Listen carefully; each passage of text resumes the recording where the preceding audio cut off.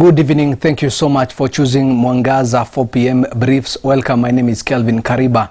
The alarming road carnage has been attributed to a racket involving acquisition of driving licenses without having to undergo mandatory training. Road safety players were raising concerns over the escalating death toll as a result of road accidents. A call for suspension of all driving licenses acquired for the past 6 years, claiming many of the holders did not go through driving schools. While painting a gloomy picture of the situation, he noted that over weekend alone, more than 20 Kenyans lost their lives due to accidents which could otherwise have been avoided. As the Road Safety Association, our first recommendation is that from 6 years back, anybody who has received a license from that time, we want these people to return those licenses. We want those licenses to be cancelled and they go again back to school. Because these 6 years, 80% of the licenses which has been issued, people never went to school. And this is the reason you see this carnage and the deaths are increasing on our roads.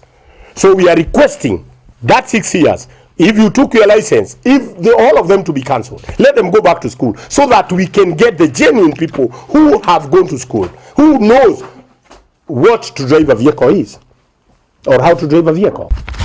Si hapo iko maneno. And the junior secondary school teachers in Marsabit County have declared poor working conditions that make it hard for them to deliver.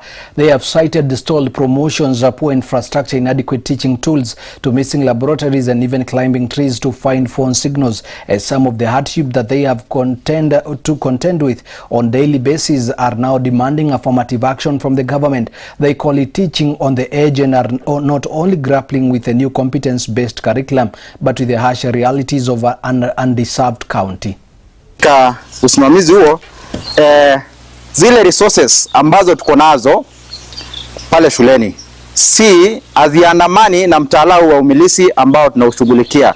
Kwa mfano, unapomwambia mwalimu mkuu au msimamizi huyo kwamba tunahitaji jambo fulani ambalo linahusiana na mahabara, mwalimu huyo anakuambia go and improvise. Mwenzangu amezungumzia kuhusu kemikali. How can you improvise a chemical? It cannot happen. So we are simply asking all education stakeholders waje kwa hivi sasa wajaribu kuokoa jahazi. Sisi ndio tumekuwa na hao wanafunzi tangia mwaka wa 2023 hadi sasa ni miaka mitatu. Tunajua changamoto zile ambazo wamekumbana nazo, tunakumbana nazo. We all understand Marsabit County is a unique county. It is an ASAL. There are some challenges beside the autonomy that we are talking about. As an educators, we feel challenges, and one of the challenge is network connectivity. I'm talking about the network connectivity because if you go to some interior areas within Marsabit County, there are areas where it will force teacher to climb a tree to make a call. But we are here to ask for our autonomy. Why are we asking for our autonomy? The reason why the government introduced CBC, it was to bridge the gap between the 844 and the CBC, to make sure that the learners get the best quality of education. But what we are seeing back in our schools, they are not getting the best. Why? We lack human resources, we lack teaching and learning resources, like the textbooks. For instance, we can talk about the learning areas that were matched in 2023. By the end of the 2023, at the beginning of CBC, the learners were doing 14 learning areas. But at the moment, when we entered in 2024, they started doing 9 lessons. So they merged the learning areas. What happened? Learners have been doing grade 8 and grade 9 without textbook. And now let's look at another story. A symposium was done in Mombasa, a Marine Science Association Mombasa, highlighting the central role of science in driving sustainable management of regions' oceans resources. Opening the biennial conference, chairperson of the Kenya Marine and Fisheries Research Institute, KEMFRI, Board of Management, Dr. Wenya Akinyi, said the symposium underscores Kenya's rising influence in advancing marine and coastal science. She said, noting KEMFRI 4-decade record in fisheries research, aquaculture, biodiversity, monitoring climate change adaptation together with the ecosystem modeling.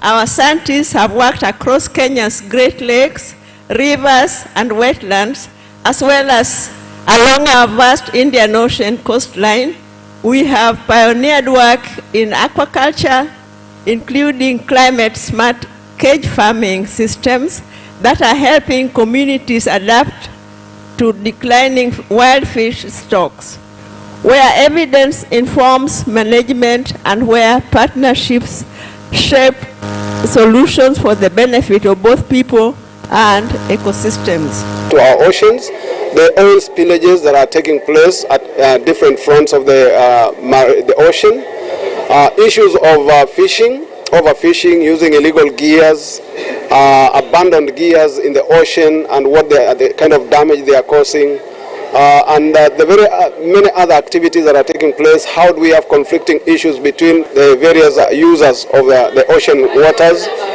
Issues tourism, issues transport, issues food security, employment, sustainability, the fragility of the ocean coastal systems, the fragile systems. How can we conserve them for sustainability?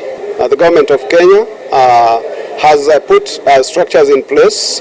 There are policies regulating the use of plastics. As we are all aware, the low-gauge plastic, which was mostly in the market using to carry various merchandise, that was banned, and it has been effected. I can confirm that. What we are only pleading here is people become more concerned about the environment and more responsible, even for the other plastics that are allowed by law, because we can't completely ban them. If they are used, how do we dispose them? Can we have central places of disposing our plastic? Can we probably think about coming up with some appreciation for those who are able to collect volumes of plastic, and just making sure that we don't litter them around? And that is all for now. More stories will be on our subsequent bulletins on 7 p.m. and 9 p.m. Thank you so much for choosing Mwangaza 4 p.m. briefs. My name is Kelvin Kariba.